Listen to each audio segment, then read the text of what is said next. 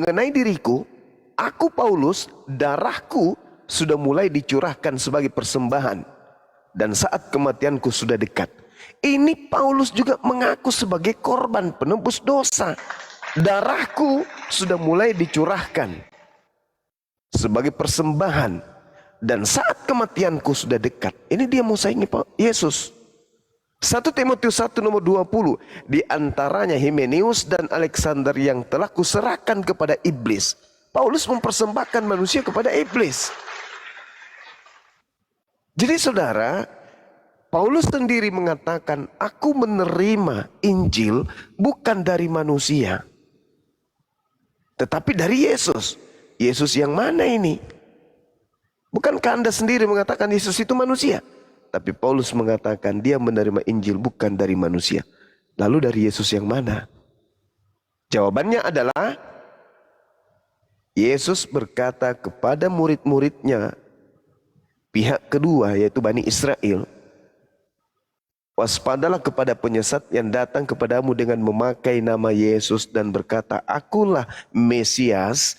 Dia sang penyesat ini akan menyesatkan banyak orang. Waspadalah kepada Yesus palsu yang datang kepadamu mengaku Kristus. Jangan kau percaya, kata Yesus. Nah, yang datang kepada Paulus mengaku Yesus, mengaku Kristus, tetapi ternyata bukan anak Maria. Siapa dia?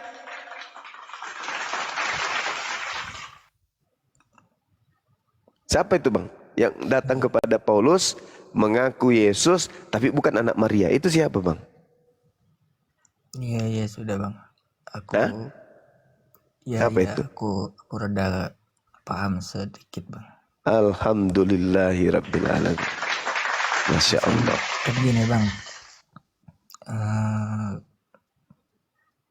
kita diciptakan itu kan harus mempunyai kewajiban dan aturan gitu. Iya betul. Saya aja hidup di Indonesia mempunyai aturan. Saya tidak boleh mencuri, saya tidak boleh berbuat kejahatan di dalam Indonesia juga. Sementara di dalam agama saya cuman berkewajiban ke gereja, berbuat baik dan puji Allah, itu saja. Tapi nah, itu dia. Merasa saya ada yang kurang gitu. Tuhan yang menciptakan kita, apa benar hanya menyuruh kita kewajiban hanya begitu gitu.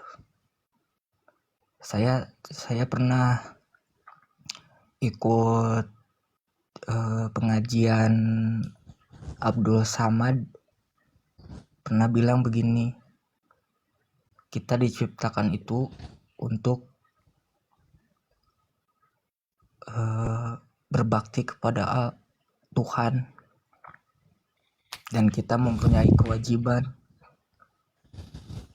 Jadi saya di situ merasa bingung bang, mana yang benar harus kita kerjakan dan mana yang harus kita ikutin gitu bang.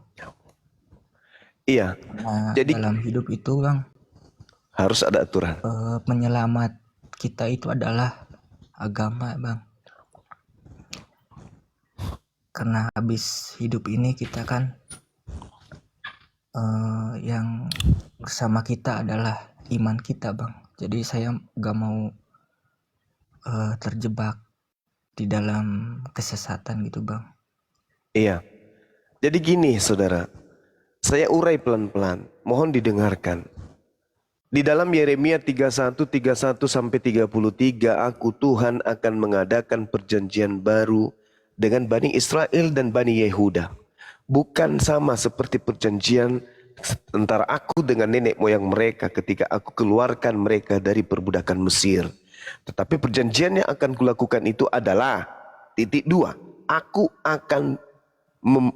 akan memasukkan hukum Taurat ke dalam batin setiap Bani Israel.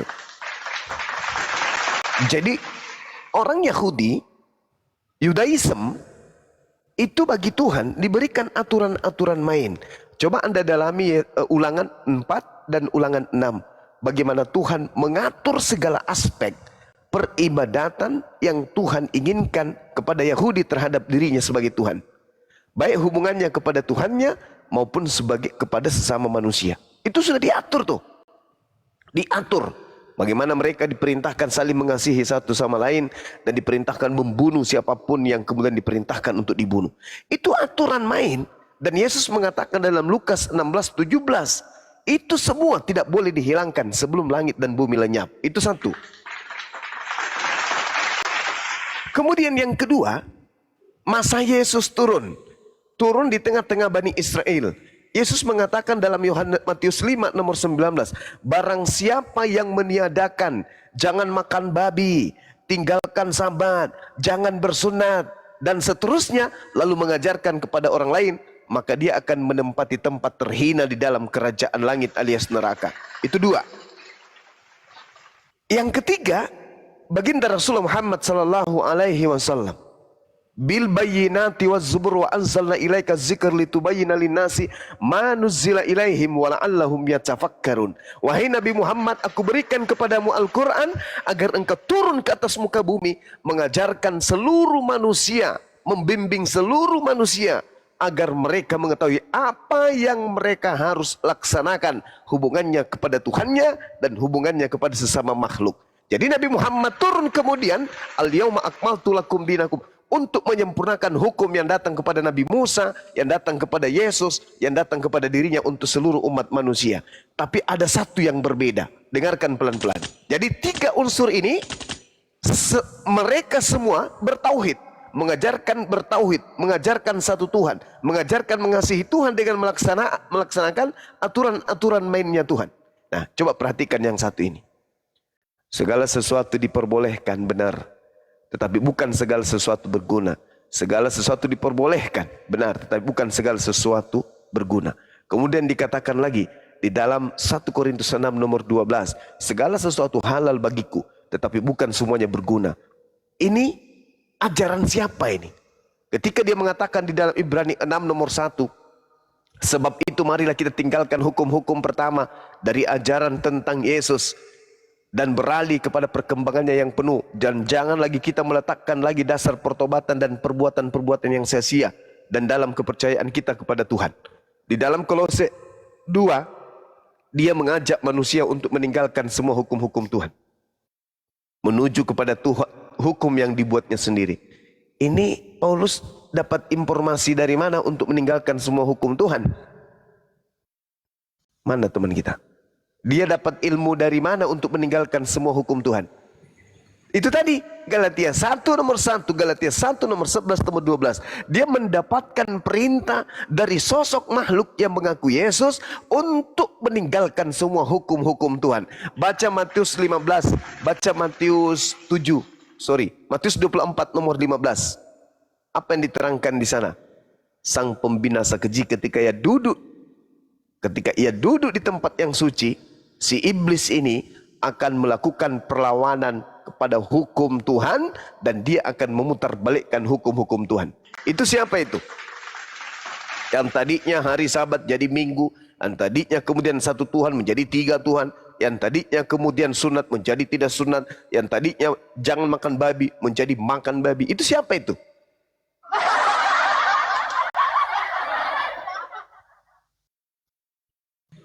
Daniel turun, Daniel. Ini ada respect. Reskim. Oh iya. Reskim. Silakan. Reskim. Selamat pagi, Reskim. Reskim katanya mau gabung. Agamanya apa, Reskim? Waduh, si respect turun. Padahal dia Kristen. Gak apa-apa bang. Yang penting mereka sudah mendengar. Turun itu tandanya dia mulai mikir. Kalau saudara Kristen naik telah mendengarkan lalu turun, tidak ada respon, itu artinya otak sudah mulai sedikit kena cahaya gitu. Tapi kalau berontah membantah dalil Bible sendiri, artinya setannya terbangun tuh di dalam ngamuk.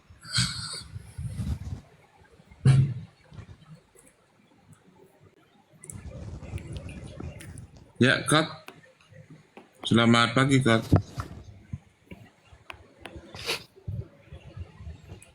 Kot, selamat pagi. Selamat pagi, salam kenal. Salam Ya. kenal Bang, Iya, Kalau boleh, dari agamanya Sulawesi, apa, Bang? agama Islam. Oh, yang mau alhamdulillahirabbil alamin. disampaikan?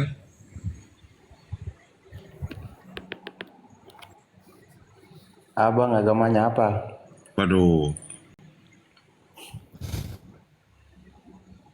Jangan sampai cuma di KTP Islam. Iya, betul itu. Jangan sampai cuma di KTP Islam, benar. Apa permasalahannya, Bapak? Gejala awalnya gimana?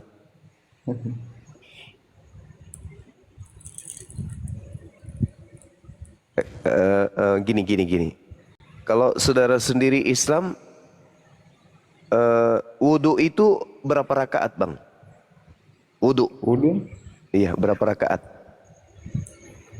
3. Alhamdulillah. Mantap. Ada juga wudhu 3 rakaat. Iya, ya kan memang kalau anak-anak kecil kan memang diajarkan wudhu 3 rakaat. Nanti kalau dia dewasa itu sampai 12. Kalau dia sudah masuk zuhur, wudhunya itu rakaatnya 12. Bapak sudah sampai materi ke situ belum? Belum. Oh belum. Iya baguslah. Nah ini kalau puasa anak-anak kecil itu kan boleh puasa sampai pukul 4 sore untuk melatih. Nah orang dewasa itu boleh dari jam 5 subuh puasa sampai bisa jam 1 siang, bisa jam 12 siang baru bisa makan. Kalau abang ini jam berapanya? Jam 12-nya atau jam 1-nya siang? Jam Kalau bulan puasa. 10-nya. Jam 10? Ya, Jam 10 pagi? jam 10 pagi. Oh baguslah, puasanya banyak berarti ya. Dari dalam satu hari ada langsung 3 puasa. Jam 5 ke jam 10, jam 10 ke jam 3, jam 3 sampai ke jam 6. Begitu ya? Ya, betul.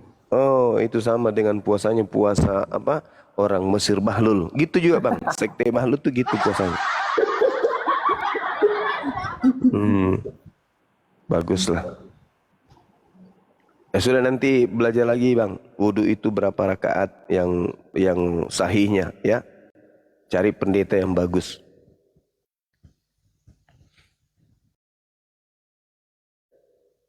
Saudara siapa ini? Marta. Silakan, Bang. belum muncul urunya. Ini ada Marta. Ya, belum muncul. Belum, masih loading. Masih loading semua ini. Gak bisa, dari tadi minta naikin.